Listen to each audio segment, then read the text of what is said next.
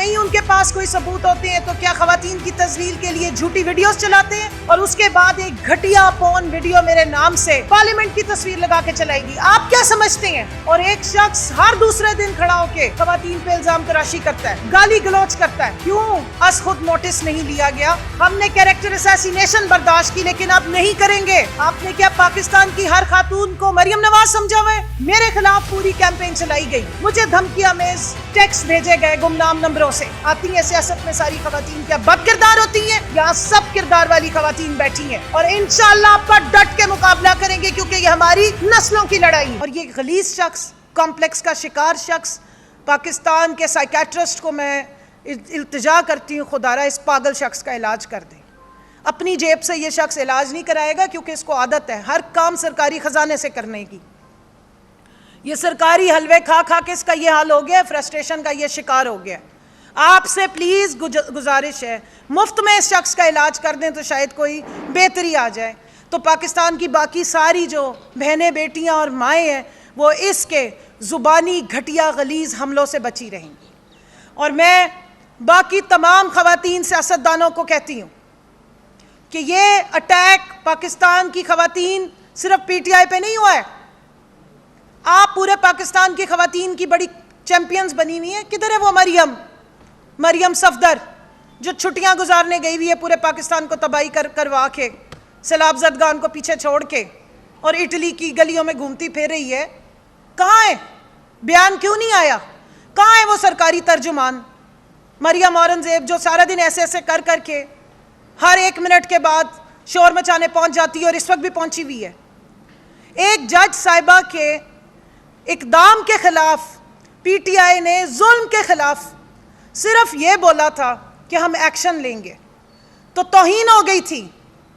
आज पाकिस्तान की हर माँ, बहन, बेटी की तौहीन की है लेकिन ना किसी की तौहीन हुई, ना किसी ने नोटिस लिया। ये डबल स्टैंडर्ड मुनाफकाना रवैया क्यों है? और अब मैं सवाल स्टेट से कर रही हूँ, रियासत से कर रही हूँ। रियासत किस लिए खड़ी होती है? अपने शहरियों को इज्जत देने के लिए, अपने शहरियों को हकूक देने के लिए। 53% 53% आपकी आबादी पाकिस्तान की खवातीन है और एक शख्स हर दूसरे दिन खड़ा होके खवातीन पे इल्जाम तराशी करता है, गाली गलौज करता है, गलाजत उगलता है। क्यों अस खुद नोटिस नहीं लिया गया? क्या पाकिस्तान की तमाम खवातीन की तौहीन नहीं है?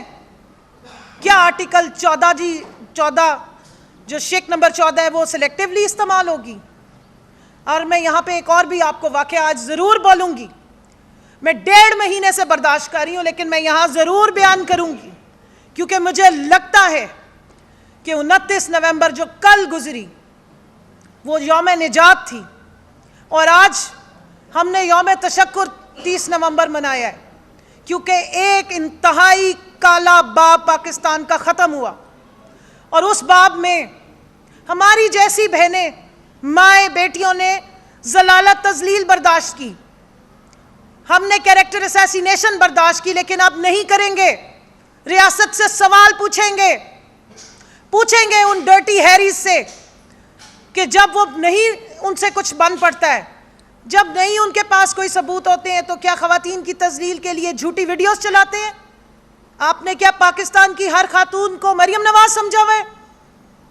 मेरे खिलाफ पूरी कैंपेन चलाई गई, मुझे धमकियां में टेक्स्ट भेजे गए गुमनाम नंबरों से, $50,000 मांगे गए और उसके बाद एक घटिया पोर्न वीडियो मेरे नाम से मेरी पार्लियामेंट की तस्वीर लगा के चलाएगी। आप क्या समझते हैं कि क्या इस जो आती हैं सियासत में सारी खवातीन क्या बद किरदार होती हैं? यहाँ सब किरदार वाली खवातीन बैठी हैं और इंशाअल्लाह आप पर डट के मुकाबला करेंगे क्योंकि ये हमारी नस्लों की लड़ाई है और आइंदा आपको झूठ नहीं बोलने देंगे, ना तोहमत लगाने देंगे। और अगर आपने तोहमतबाजी की और बिलखसूस पीटीआई की खवातीन पे की तो इंशाअल्लाह ताला आपकी हर फोरम पे जाके और अब भी पूरी कानूनी चाराजोई करेंगे। भले रियासत ना सुने, भले फिलहाल अदालतें हमारी बात ना सुने, लेकिन हमें हमारे लीडर ने सिखाया कि अपने हक के लिए बार खड़े होना है। इसके साथ साथ मैं ये पूछना चाहूंगी, आजम सवाती साहब के साथ जो सलूक किया और मोरलेस वही सलूक मेरे साथ हुआ, इसी तरह के गुमनाम नंबरों से घटिया गलीज किस्म की वीडियो मेरी बेटी 18 साल की बेटी को आधी रात को भेजी गई, मेरी फैमिली को भेजी गई, ताकि मेरा कोई मीडिया ट्रायल हो सके, क्योंकि आपको कोई करप्शन नहीं मिली। आप क्या समझते हैं कि हमारी जैसी खवातीन भाग जाएंगी, मैदान छोड़ देंगी? हम और डट के खड़े होंगे। एक कमल शोजब नहीं, यहां पे सारी कमल शोजब बैठी, किसी एक को डरा के दिखा दें आप, हम आपके पीछे आएंगे, आपका नाम भी लेंगे और आपको भी एक्सपोज करेंगे। आजम सवाती साहब के साथ जो सलूक हो रहा है, अफसोस हो रहा है हमें अपनी अदालतों पे। मैं पूछना चाहती हूं कि जब पीका का सेक्शन 20 सस्पेंड कर दिया था इस्लामाबाद हाई कोर्ट के चीफ जस्टिस अतर मिनल्ला साहब ने, 1.5 साल अदालत ने केस चलाया, जिसमें मेरा केस भी लगा हुआ था। अब उसी सेक्शन के तहत 14 FIR आजम सवाती साहब पे काटी गई, उनको जिस्मानी रिमांड पे देके 3 दिसंबर तक भेज दिया गया है। क्यों? आखिर क्यों? उनके साथ जो तजलील की गई, जो उनकी बापर्दा बीवी को ब्लैकमेल किया गया, उस वक्त भी क्या रियासत को शर्म नहीं आ रही थी?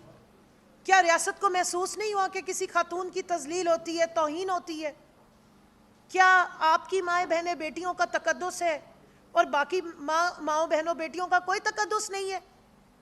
कौम की माओ बहनों का कोई तकद्दुस ही नहीं है? ये हम कहाँ रह रहे हैं? कहाँ जाके हम पूछे इंसानी हकूक का? आइन के आर्टिकल 14 को ख़त्म कर दीजिए।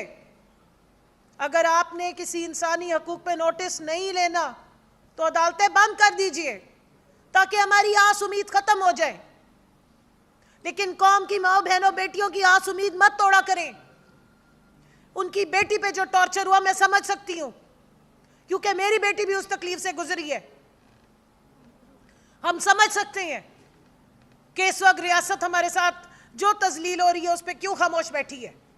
मैं अपील करती हूँ चीफ जस्टिस साहब आपसे, और बारहा ये सब माएँ बहनें बेटियां यहाँ बैठी हैं, बारहा आपसे रिक्वेस्ट की है, और कल पाकिस्तान तहरीक इंसाफ की विमेन विंग की तमाम खवातीन निकलेंगी और प्रोटेस्ट करेंगी, आवाज़ उठाएंगी इस तजलील के खिलाफ, इन इंसानी हकूक़ की पामाली के खिलाफ।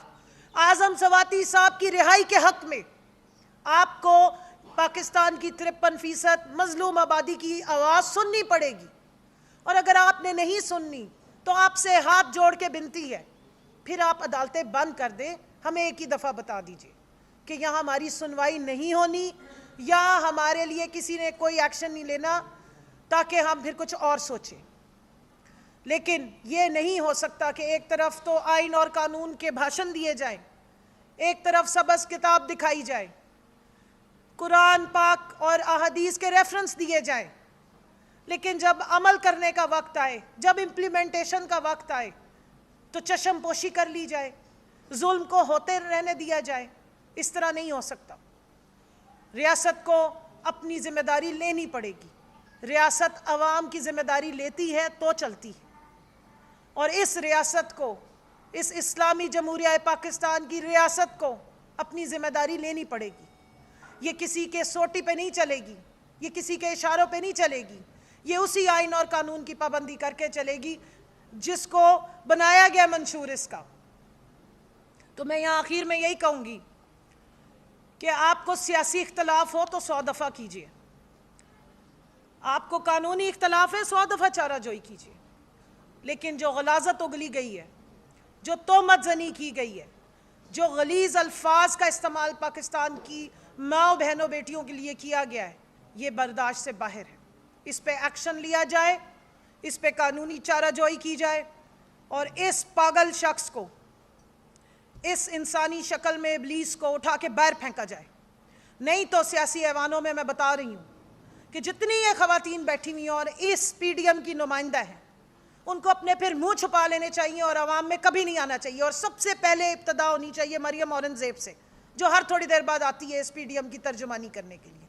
पाकिस्तान की सारी खवातीन इंतज़ार में हैं कि इन ऐवानों में बैठी खवातीन जो अपने आप को नुमाइंदा कहती हैं औरतों का, और बिलखसूस वो जो छुट्टियाँ गुजारने गई हुई हैं, भगोड़ी बेगम साहिबा, जो हर वक्त दूसरों की सिर्फ किरदार कशी और वीडियोस पेश करने में माहिर हैं, मैं देखना चाहती हूँ, सुनना चाहती हूँ कि इस फजल रहमान के खिलाफ उनकी ज़ुबान से क्या निकलता है, क्योंकि कोई शख्स उसकी ज़ुबान से, उस खातून की ज़ुबान और उसके शर से भी महफूज नहीं है। लेकिन जहाँ करने वाली बात होती है वहाँ वो करती नहीं है, क्योंकि उनकी भी ख़ानदान की ये लेगेसी है कि औरतों पे तोहमतें लगा के कैरेक्टर असैसिनेशन करके वो आई हैं। मैं बिलावल से पूछना चाहती हूँ, आप बेनज़ीर भुट्टो की लेगेसी लेके चल रहे हैं, आप अगर वाकई बेनज़ीर भुट्टो की लेगेसी लेके चल रहे हैं तो उन्होंने तो राना सनाउल्लाह को अपनी जमात से निकाल दिया था तोहमतबाजी करने पे, ज़ुबान दराजी करने पे।